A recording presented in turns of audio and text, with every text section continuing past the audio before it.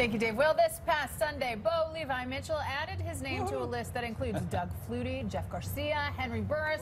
Talking about quarterbacks who have won Grey Cup MVPs for the Calgary Stampeders. The Stamps, you might recall, beat the Hamilton Tiger Cats 2016 on Sunday.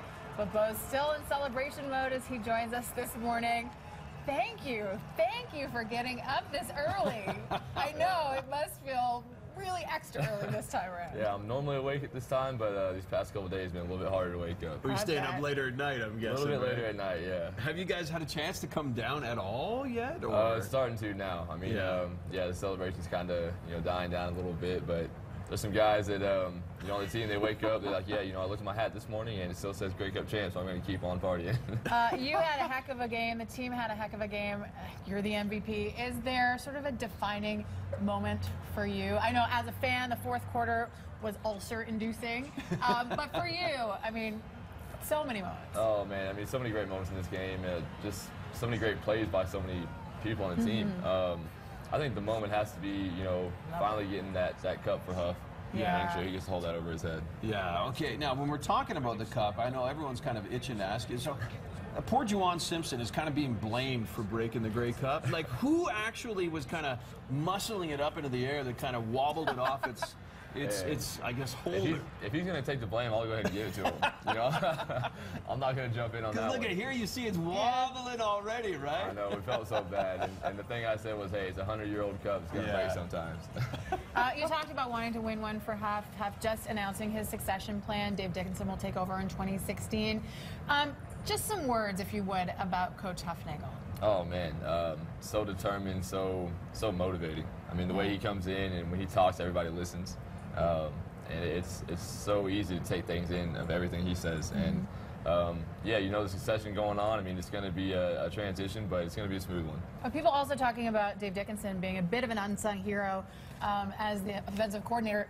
What makes him so special and the perfect candidate to take over?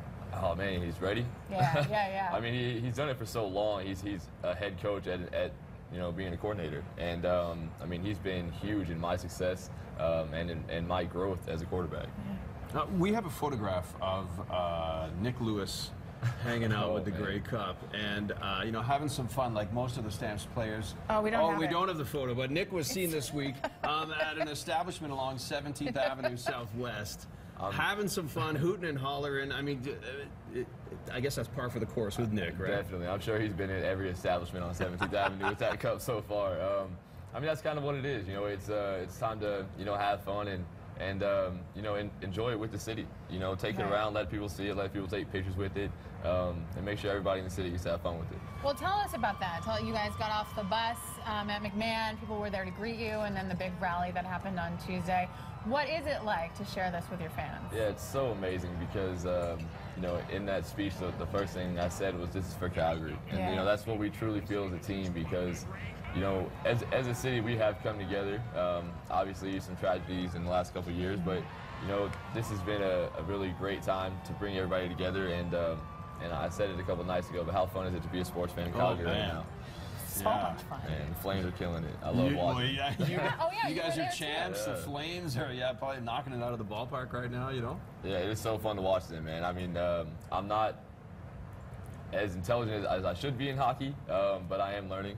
And to watch those guys, man, they're just so young and fast and so energetic. And it doesn't matter if they're down 2-0, 3-1, whatever. They're going to make sure they make a comeback. So they're fun to watch. All you got to do is like it, right? It's just fun to watch. Yeah. Okay, now the off season for you.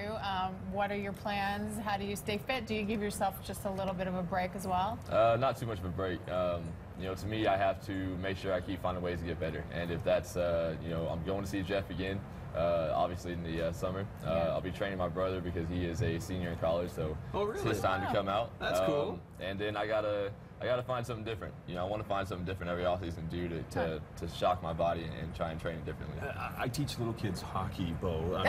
You're gonna be teaching your brother kind of the ins and outs and that type of thing. Do you as a player get better when you act as a coach, do you think? Absolutely. I mean, you definitely learn through teaching.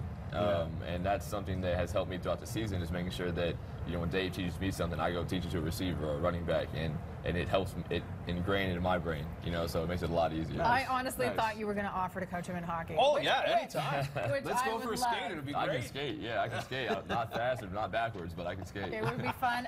Bo, thank you so much for coming by today. We are so proud of you, so proud of the Calgary Stampeders. Have a great offseason, and we'll see you next year. Thank you so much for having me on. I love it. We're going to check in with Jill right now, hanging out at the brand new Nash in Inglewood, making some goodies.